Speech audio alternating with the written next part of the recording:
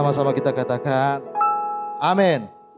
Haleluya, amin. Silakan duduk kembali Bapak Ibu Saudara yang terkasih dalam Tuhan. Tuhan Yesus memberkati setiap kita pagi hari ini, amin. Haleluya. Bapak Ibu Saudara yang terkasih dalam Tuhan Yesus Kristus, kita mengucap syukur buat pagi hari ini, di mana kita masih Tuhan berikan kesempatan walaupun dalam keadaan yang mungkin saat ini tidak memungkinkan, yaitu masih banyak orang-orang yang terkena pandemik virus COVID-19 ini.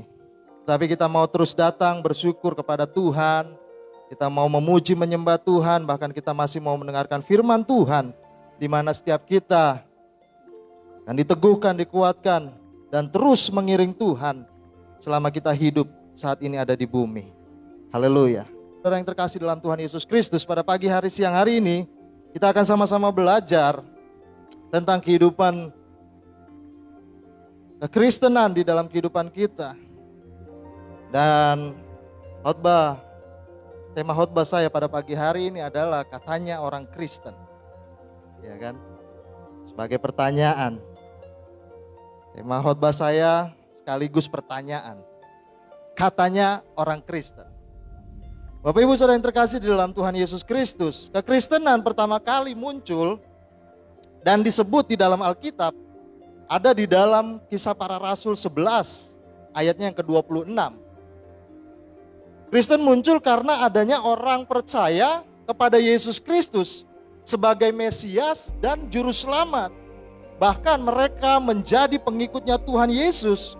Oleh karena itu, sejak saat itu di dalam Kisah Para Rasul mencatat ayat yang ke-11 pasal yang ke-11 ayat yang ke-26 berkata bahwa mereka disebut sebagai orang Kristen.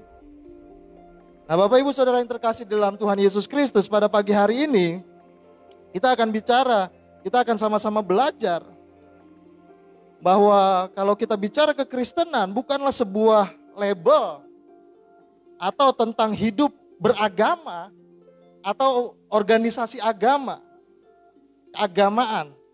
Tetapi kekristenan ada karena ada orang-orang percaya kepada Yesus Kristus sebagai Tuhan dan Juru Selamat, sebagai penebus dosa bagi umat manusia.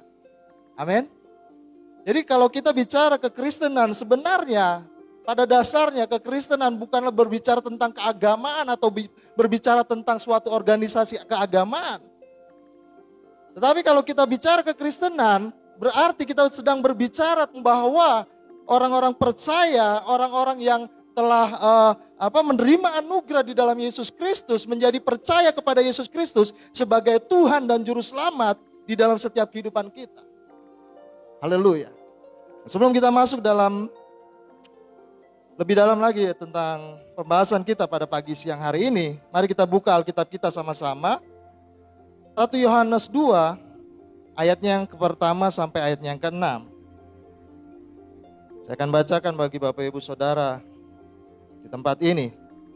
Judul perikop dari pasal ayat ini menuliskan Kristus pengantara kita.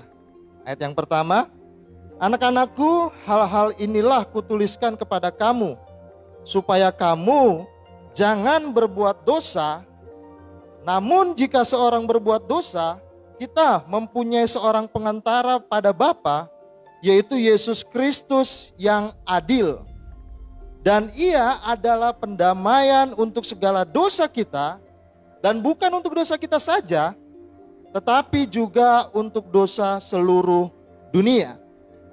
Ayat yang ketiga, dan inilah tandanya bahwa kita mengenal Allah, yaitu jikalau kita menuruti perintah-perintahnya. Barang siapa berkata, aku mengenal dia, tetapi ia tidak menuruti perintahnya, ia adalah seorang pendusta dan di dalamnya tidak ada kebenaran. Tetapi barang siapa menuruti firman-Nya, di dalam orang itu sungguh sudah sempurna kasih Allah. Dengan itulah kita ketahui bahwa kita ada di dalam Dia. Ayat yang ke-6 menjadi fokus pelajaran pembahasan kita pada pagi siang hari ini. Barang siapa mengatakan bahwa ia ada di dalam Dia, ia wajib hidup sama seperti Kristus telah hidup. Haleluya. Bapak Ibu Saudara yang terkasih dalam Tuhan Yesus Kristus. Yesus Kristus datang untuk menjadi pengantara kita. Pengantara kita juga menjadi pendamaian bagi kita atas segala dosa-dosa kita kepada Bapa. Haleluya. Yesus Kristus datang ke dunia untuk menghapus segala dosa, untuk menebus segala dosa, dan menjadikan pendamaian bagi kita kepada Bapa, sehingga Dia mengatakan di dalam firman-Nya bahwa segala dosa di dalam Yesus Kristus telah ditebus. Karena dengan darahnya yang mahal tercurah di atas kayu salib, setiap kita yang percaya menjadi umat tebusan Allah. Amin. Haleluya. Nah, firman Tuhan mengatakan bahwa Yesus Kristus datang untuk menjadi pendamaian bagi kita dan menjadi pengantara antara kita dengan Allah Bapa di sorga, dan bahkan bagi dosa seluruh dunia, bagi setiap kita yang percaya di dalam Yesus Kristus Tuhan. Karena waktu ketika kita ada di dalam dosa, Bapa tidak menghendaki kehidupan kita untuk hidup di dalam hadirat-Nya, untuk hidup di dalam kuasa-Nya, untuk hidup di dalam kasih-Nya. Tetapi Yesus Kristus Tuhan dikirimkan bagi setiap kita.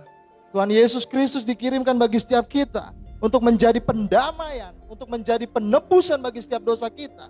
Sehingga akhirnya kita berdamai dengan Bapa, akhirnya kita boleh memiliki pendamaian dengan Allah Bapa yang kudus, sehingga kita boleh memanggil Dia, ya Aba, ya Bapa. Dan ketika kita sudah menjadi umat Tuhan, ketika kita sudah menjadi umat tebusan yang Bapa menginginkan kita, setiap umat yang telah ditebusnya harus menuruti segala perintah dan menuruti segala firman-Nya. Haleluya. Bapak Ibu Saudara yang terkasih dalam Tuhan Yesus Kristus, firman Tuhan mengatakan bahwa di ayat yang kedua, dan Ia adalah pendamaian untuk segala dosa kita, dan bukan untuk dosa kita saja, tetapi juga untuk dosa seluruh dunia. Jadi ketika Adam jatuh ke dalam dosa, maka kehidupan di dalam kehidupan dunia ini dikuasai oleh dosa. Tetapi Bapa di surga mengirimkan Kristus sebagai tebusan bagi umat manusia, supaya dosa oleh kuasa darah Yesus tidak lagi berkuasa atas manusia, tetapi oleh kuasa darah Yesus setiap manusia yang ada di bumi yang percaya kepada Kristus, mereka menjadi milik Allah. Mereka boleh boleh datang ke dalam hadirat Allah yang kudus dan memuliakan Bapa di surga di dalam hadirat-Nya. Nah, Bapak Ibu Saudara yang terkasih di dalam Tuhan Yesus Kristus, ketika kita sudah menjadi umat tebusannya Bapa, ketika kita sudah menjadi umat Kristus, kita percaya kepada Kristus tentang Dia juru selamat yang telah menebus segala dosa kita. Dia menginginkan kita sebagai umat tebusannya harus menuruti segala perintah-Nya dan mentaati firman-Nya di dalam setiap kehidupan kita. Tidak bisa tidak.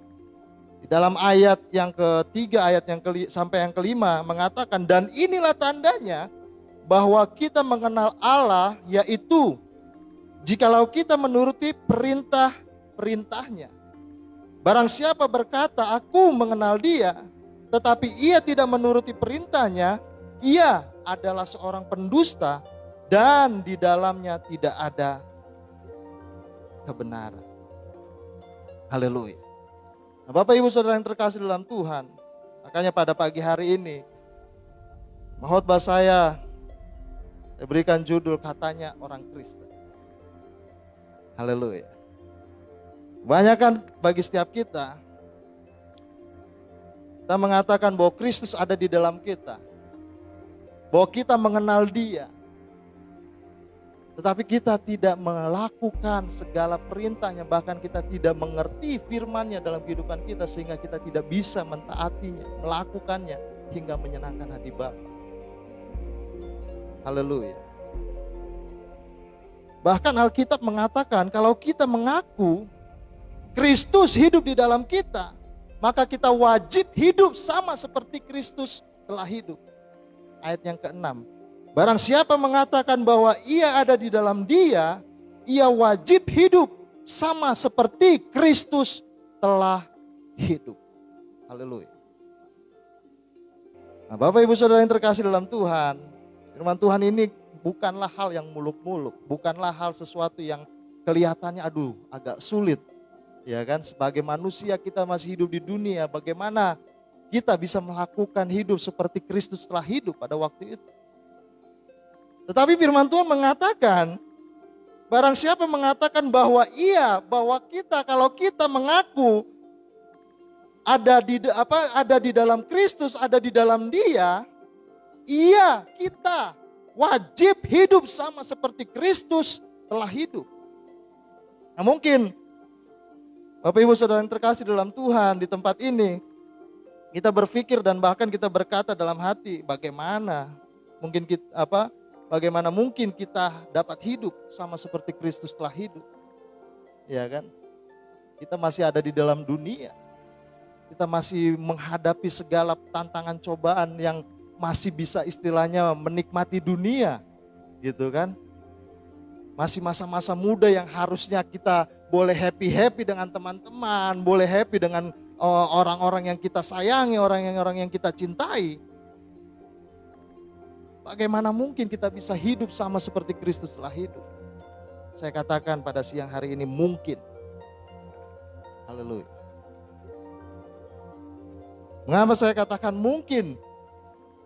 Karena kita tahu ketika firman Tuhan mengatakan kalau kita harus menuruti perintahnya, mentaati segala firman-Nya di dalam kehidupan kita, maka di situ bukanlah kekuatan kita yang kita mau tonjolkan. Sesuatu yang kita miliki yang mau kita tunjukkan.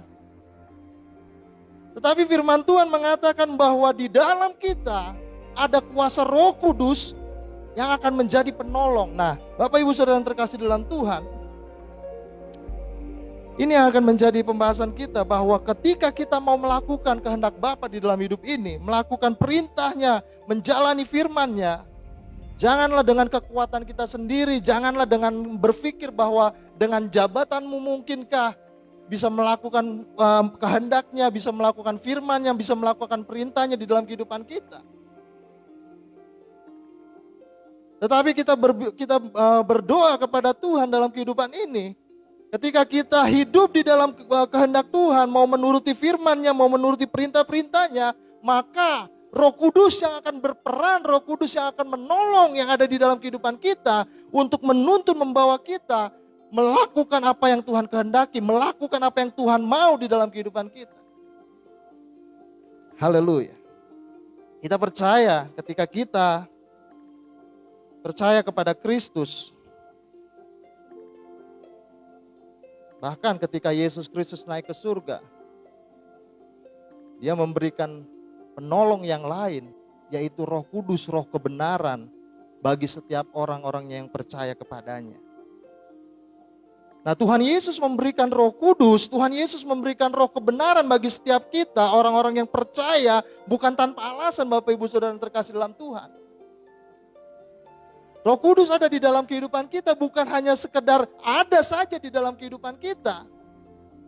Tetapi firman Tuhan mengatakan Roh Kudus, Roh kebenaran itu akan menjadi penolong bagi setiap kita. Penolong apa? Bukan di saat kita mungkin sedang kita keadaan yang susah, yang sulit. Roh Kudus memberikan hikmat, Roh Kudus menuntun kita untuk keluar dari masalah atau tantangan yang ada di dalam kehidupan kita. Tapi selain itu, bahwa firman Tuhan mengatakan Roh Kudus, Roh kebenaran sebagai penolong kehidupan kita akan menolong kita untuk hidup taat, tunduk terhadap perintah firman Tuhan di dalam kehidupan kita.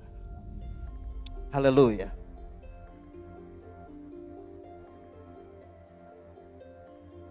Dalam Yohanes 14 ayatnya yang ke-16 sampai ayatnya yang ke-17, di situ firman Tuhan mengatakan, boleh kita buka sama-sama dalam Yohanes pasalnya yang ke-14 ayatnya yang ke-16 sampai ayatnya yang ke-17.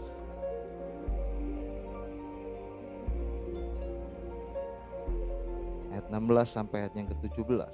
aku akan minta kepada Bapa, dan Ia akan memberikan kepadamu seorang penolong yang lain, supaya Ia menyertai kamu. Penolong itu menyertai kamu selama-lamanya, yaitu Roh kebenaran. Dunia tidak dapat menerima Dia sebab dunia tidak melihat Dia dan tidak mengenal Dia. Tetapi kamu mengenal Dia sebab Ia menyertai kamu dan akan diam di dalam kamu. Nah, Bapak Ibu Saudara yang terkasih dalam Tuhan, kata roh di ayat 17 ini memakai kata aslinya yaitu pneuma yang merujuk juga sama dengan Roh Kudus. Haleluya. Nah, jadi firman Tuhan mengatakan bahwa di dalam kehidupan kita Yesus Kristus tidak meninggalkan begitu saja ketika Dia naik ke surga, tetapi Dia memberikan penolong bagi kita, yaitu Roh Kudus-Nya bagi kita yang percaya di dalam kehidupan kita. Tapi Bapak Ibu Saudara yang terkasih dalam Tuhan, seringkali kita tidak menghargai kehadiran Roh Kudus, kehadiran Roh kebenaran itu yang hadir di dalam kehidupan kita. Kita lebih senang seringkali menghidupi hidup kita ini dengan kemauan kita sendiri, dengan keinginan kita sendiri. Dan kebanyakan kemauan atau keinginan kita sendiri ini adalah hal-hal yang selalu bertentangan dengan kehendak Bapa, selalu bertentangan dengan perintah Tuhan, selalu bertentangan dengan firman Tuhan. Mereka menghidupi hidupnya dengan kedagingan mereka, yang seakan-akan mereka melakukan segala sesuatunya menurut kedagingan mereka, mereka sudah puas dan mereka menganggap itu sudah menjadi suatu kebenaran di hadapan Bapa. Haleluya. Jadi Bapak Ibu Saudara yang terkasih dalam Tuhan, Roh Kudus yang ada di dalam kita, roh kebenaran yang ada di dalam kita, itulah yang akan menolong kita, yang akan memampukan kita untuk hidup tunduk, taat terhadap perintah dan firman Tuhan untuk kita bisa lakukan di dalam kehidupan ini.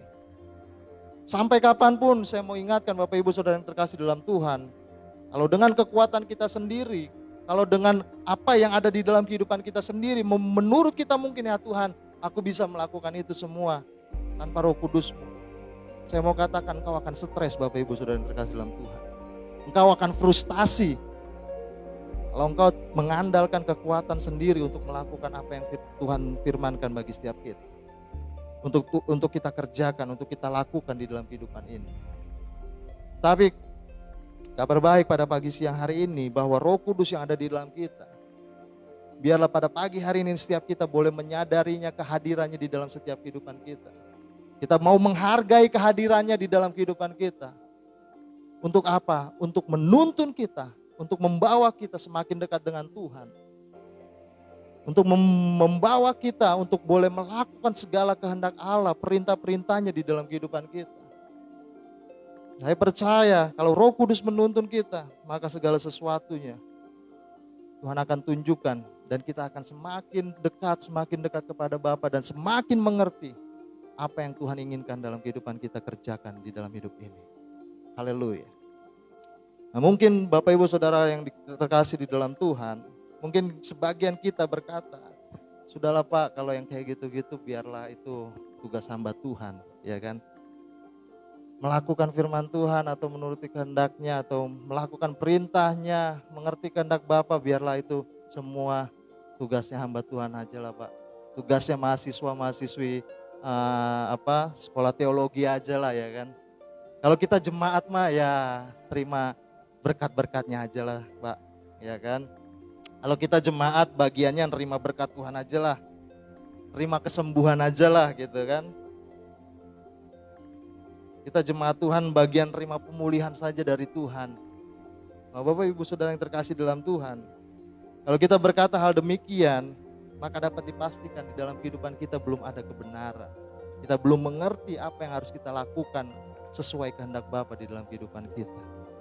Kalau kita masih berpikir bahwa firman Tuhan yang susah-susah, yang sulit-sulit ini hanya untuk hamba Tuhan, untuk para pendeta, untuk para penginjil mungkin melakukannya. Tetapi bagian jemaat yang gampang-gampang saja, yang mudah-mudah saja, Bapak Ibu Saudara yang terkasih dalam Tuhan, firman Tuhan tidak mengatakan demikian. Firman Tuhan mengatakan di dalam 1 Yohanes 2 ayat 6 tadi, barang siapa mengatakan bahwa ia ada di dalam Dia, ia wajib hidup sama seperti Kristus telah hidup. Di sini kata wajib Bapak Ibu. Kalau kata wajib di sini berarti artinya harus dilakukan, mau tidak mau harus dikerjakan, harus dijalani. Dan di sini firman Tuhan mengatakan barang siapa mengatakan bahwa kita orang-orang percaya ada di dalam Kristus, ada di dalam Yesus, kita wajib hidup sama seperti Kristus telah hidup. Haleluya. Nah, Bapak Ibu Saudara yang terkasih dalam Tuhan, tugas ini, firman Tuhan ini adalah firman Tuhan bagi kita semua. Amin. Semua yang mendengarkan pada pagi hari ini, di online maupun di offline di tempat ini, kita semua mengenal Dia, mengenal Yesus. Dan kita semua mengaku bahwa Kristus ada di dalam kita. Amin. Dan firman-Nya mengatakan kalau engkau mengatakan bahwa Kristus ada di dalammu, Dia ada di dalam kita, ia wajib hidup sama seperti Kristus telah hidup. Haleluya. Ayat firman Tuhan yang barusan kita baca tidak menyebutkan itu semua hanya dapat dilakukan oleh hamba Tuhan, oleh pendeta atau oleh penginjil. Tetapi semua yang mengenal Dia, semua yang percaya kepada Dia, percaya kepada Kristus yang telah ditebus oleh kuasa darah-Nya, ditebus dari segala dosa dan pelanggaran kesalahan kita wajib hidup sama seperti Kristus telah hidup. Bagaimana Pak kita melakukannya? Mungkin Pak, mungkin Bapak Ibu Saudara yang terkasih dalam Tuhan. Saya selalu mengatakan di dalam kehidupan ini bukannya bisa atau tidak bisa, tetapi mau atau tidak mau. Kalau kita memiliki kemauan untuk dituntun, dipimpin, dikuasai oleh rohnya Tuhan, roh kebenaran di dalam kehidupan kita, maka Roh Kudus itu, roh kebenaran itu akan memimpin kita. Untuk masuk dalam kerajaannya, untuk melakukan segala perintahnya, hidup sesuai dengan kehendaknya, hidup sesuai menuruti segala perintahnya di dalam kehidupan ini. Dan itu semua mungkin bagi Tuhan. Dan kalau kita memiliki kemauan, berserah kepada Kristus, berdoa, Tuhan aku mau dituntun, dikuasai oleh Roh-Mu, ajar aku, pimpin aku Tuhan, maka Roh Kudus akan bekerja bagi setiap kita. Amin. Bukan bisa, tidak bisa Bapak Ibu, ya kan? Semua bisa mempelajari main keyboard, semua bisa mempelajari main drummer, main drum, main bass, main gitar, bahkan menjadi WL pun semua bisa. Tapi kalau tidak memiliki kemauan, sampai kapanpun alat-alat tadi yang saya sebutkan tidak akan pernah kita bisa mainkan atau kita tidak bisa lakukan kalau tidak ada kemauan. Oleh karena itu Bapak Ibu Saudara yang terkasih dalam Tuhan, kalau kita memiliki kemauan, kalau kita memiliki berserah kepada Tuhan dan mau Tuhan Roh Kudus menuntun kita di dalam kehidupan ini, maka Roh Kudus akan menuntun kita untuk hidup taat pada perintahnya dan melakukan segala firman-Nya di dalam kehidupan kita. Aduh Pak, susah Pak, ya kan? Dunia kerja saya, aduh banyak bucenglinya Pak, ya kan? Banyak tipu-tipunya, gimana Pak caranya, ya kan? Saya percaya peraturan semua yang diadakan di dunia ini, pasti peraturan itu membawa kebaikan bagi setiap kita, orang-orang yang mau melakukannya. Pasti, tidak ada peraturan yang mencelakai setiap kita, pasti, saya percaya. Ya kan? Bahkan pekerjaan-pekerjaan yang mungkin taruhannya nyawa, mungkin kita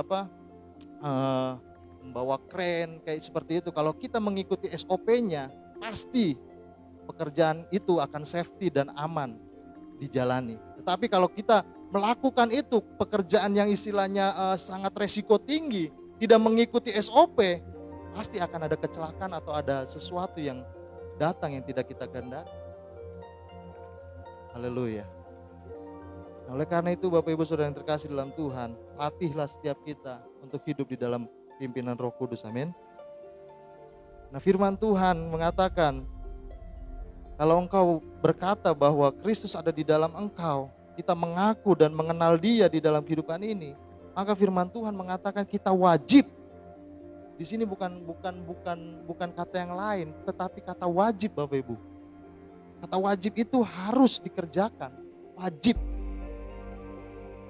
Harus dilakukan. Wajib. Tidak boleh tidak dilakukan, harus dilakukan. Wajib sama seperti Kristus telah hidup. Kristus hidup di dalam kekudusan, maka kita juga harus hidup di dalam kekudusannya. Amin. Haleluya. Kristus hidup mentaati segala peraturan perintah Bapa di surga. Bapak Ibu Saudara yang terkasih dalam Tuhan, kita bisa berpikir, kadang saya berangan-angan berpikir kalau Tuhan Yesus pada waktu itu di Taman Getsemani, dia kabur, dia tidak menuruti kehendak Bapa, dia menghindar, maka tidak akan ada yang namanya penebusan dosa pada malam itu. Tetapi Tuhan Yesus pada waktu di Taman Getsemani dia berdoa, bukan kehendakku yang jadi, biarlah kehendakmu ya Bapa yang jadi padaku. Makanya pada malam hari itu Yesus ditangkap, diadili sampai akhirnya dia disalibkan. Terjadilah penebusan, darahnya tertumpah bagi setiap kita. Orang yang percaya di dalam nama Yesus diselamatkan. Haleluya. Oleh karena itu Bapak Ibu Saudara yang terkasih dalam Tuhan, wajib hidup sama seperti Kristus hidup. Saya contohkan, kalau Kristus hidup di dalam kekudusan, dia menolak segala dosa, dia menolak segala apapun yang tidak diperintahkan Allah untuk dilakukan, dia menolaknya. Ketika dia setelah dibaptis dibawa ke padang gurun, dicobai oleh iblis, begini segala macam untuk menyembah iblis, dia semuanya tolak, dia taat tunduk kepada perintah Bapa.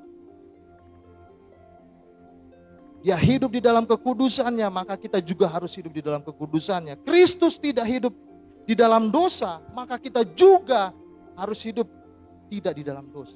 Kita sudah ditebus oleh kebenaran, kita sudah ditebus oleh darah Yesus, menjadi hamba kebenaran, menjadi orang-orang yang telah dibenarkan di dalam Kristus. Oleh karena itu, biarlah setiap kita hidup di dalam kebenaran. Haleluya. Ya, minimal kita lakukan hal-hal yang kecil di dalam kehidupan kita. Kita melatih, memang semuanya perlu proses Bapak Ibu Saudara yang terkasih dalam Tuhan. Gak mudah, gak gampang. Tetapi kalau kita melakukannya dan memiliki kemauan setiap waktu, setiap hari, maka itu semua akan menjadi terbiasa dan menjadi ringan bagi kita mengikut Tuhan. Kenapa? Karena Roh Kudus kita terus ikuti, Roh Kudus terus kita hargai di dalam hidup ini. Roh kebenaran itu kita ikuti, maka semuanya akan menghasilkan sesuatu kemuliaan bagi nama Tuhan. Semuanya berkenan di hadapan Bapa. Haleluya. Nah, Bapak Ibu Saudara yang terkasih dalam Tuhan, kita harus hidup menuruti segala kehendak Bapa, menuruti segala firman-Nya di dalam kehidupan kita. Kita sebagai orang yang ditebus dan menjadi percaya harus hidup di dalam kebenaran-Nya. Amin. Bukan lagi kebenaran dunia yang kita hidupi, bukan lagi kebenaran menurut kita sendiri yang kita hidupi, tetapi kebenaran firman Kristus, itulah yang mau kita hidupi di dalam kehidupan ini. Nah, masih muda Pak, nikmatin dulu lah hari-hari muda gitu kan. Ada teman ngajak ya kan, minum inilah, minum itu gitu, minum kopi ya nggak apa-apa ya kan. Tapi kalau minumnya sampai mabok terus lupa pulang gitu kan, itu yang bahaya Bapak Ibu Saudara yang kasih dalam Tuhan. Ya kan, harus ikut yang beginilah begitu, hal-hal yang tidak memuliakan Kristus, pelan-pelan kita tolak, pelan-pelan kita hindari. Ya kan, mungkin kita akan tertolak oleh dunia. Itu pun yang dilakukan Kristus. Dia pun tertolak oleh dunia. Kenapa? Karena dia memberitakan kebenaran yang dari Bapa. Dan itulah resikonya kehidupan kita di dalam Kristus. Kalau kita melakukan kebenarannya, maka dunia akan menolak kita. Kenapa? Karena kebenaran dunia dan kebenarannya Kristus sangat bertolak belakang. Dan tidak akan pernah bisa istilahnya nyambung Bapak Ibu Saudara yang terkasih dalam Tuhan. Saya teringat Bapak Ibu Saudara yang terkasih dalam Tuhan. Mahatma Gandhi mengatakan, saya tidak pernah menolak Kristus. Dia mengatakan bahwa dia tidak pernah menolak Kristus. Dan dia mengatakan, saya suka Kristus Anda, tapi saya tidak suka dengan orang Kristen Anda. Mahatma Gandhi mengatakan, jika orang Kristen benar-benar hidup menurut ajaran Kristus, seperti yang ditemukan di dalam Alkitab, dia mengatakan seluruh India sudah menjadi Kristen hari ini. Itu Mahatma Gandhi mengatakan. Nah Bapak Ibu Saudara yang terkasih dalam Tuhan, ketika Mahatma Gandhi melihat kehidupan orang Kristen, orang-orang yang percaya kepada Kristus, yang tadi saya katakan bahwa kekristenan bukanlah soal agama, berbicara kekristenan bukanlah soal organisasi keagamaan, tetapi kekristenan adalah Kristus sendiri. Kita menjadi pengikutnya, kita menjadi orang yang telah percaya kepada Kristus, dan di situ kita menjadi suratan Tuhan yang terbuka. Dan kita bisa menjadi garam, kita bisa menjadi terang dengan melakukan segala kehendaknya, dengan melakukan segala perintahnya di dalam kehidupan kita. Maka orang akan melihat Kristus di dalam kehidupan kita. Mahatma Gandhi tidak melihat kehidupan Kristus kepada orang-orang yang katanya orang Kristen. Dia kecewa dengan dengan kehidupan orang-orang Kristen pada zamannya, pada waktu itu. Bahkan dia mengatakan, saya tidak pernah menolak Kristus Anda, tetapi saya menolak orang Kristen Anda. Haleluya. Nah Bapak Ibu Saudara yang terkasih dalam Tuhan, saya selalu mengatakan bahwa penginjilan yang efektif, yang sangat efektif, tanpa engkau berkata-kata banyak tentang firman Tuhan, tunjukkan sikapmu yang taat dan tunduk kepada firman Kristus. Lakukan kebenaran di setiap waktu, di setiap saat, dimanapun kita berada. Di situ akan menjadi terang bagi Kristus. Maka orang lain akan melihat kehidupan kita. Dan lewat kehidupan kita, banyak jiwa-jiwa dibawa bagi kemuliaan bagi nama Tuhan. Itu penginjilan yang sangat-sangat efektif bagi saya. Bapak Ibu pasti sering mendengar ya kan, di mimbar-mimbar mungkin pendeta banyak berkata pembantunya sudah ikut berpuluh-puluh tahun melihat kehidupan pendetanya, akhirnya pembantunya jadi percaya kepada Kristus. Itu salah satu contoh bahwa mungkin hamba Tuhan itu melakukan kebenaran Kristus di dalam kehidupan mereka, sehingga pembantunya melihat, asisten rumah tangganya melihat kebaikan-kebaikan Kristus, kebenaran-kebenaran Kristus yang dikerjakan oleh hamba Tuhan itu. Akhirnya orang itu pun boleh percaya kepada Kristus. Kalau firman Tuhan mengatakan janganlah kita menjadi batu sandungan bagi orang lain. Amin. Jadi keselamatan itu biarlah boleh orang lain dapatkan lewat kehidupan kita. Ketika kita telah hidup sama seperti Kristus telah hidup. Melakukan kebenarannya, melakukan apa yang dikehendakinya dalam kehidupan kita untuk kemuliaan nama Kristus. Haleluya. Amin Bapak Ibu Saudara yang terkasih dalam Tuhan. Kita melakukannya dalam tuntunan pimpinan Roh Kudus, pertolongan Roh Kudus dalam kehidupan kita. Hargai mulai hari ini Roh Kudus yang ada di dalam kita. Kalau kita mau melakukan segala sesuatu kira-kira yang tidak berkenan kepada Bapa, yang tidak damai sejahtera, yang tidak memuliakan Kristus, jangan kita kerjakan, jangan kita lakukan. Kita mau lakukan segala sesuatunya menurut kebenaran Kristus, maka semuanya memuliakan Bapa di surga. Terpujilah nama Tuhan.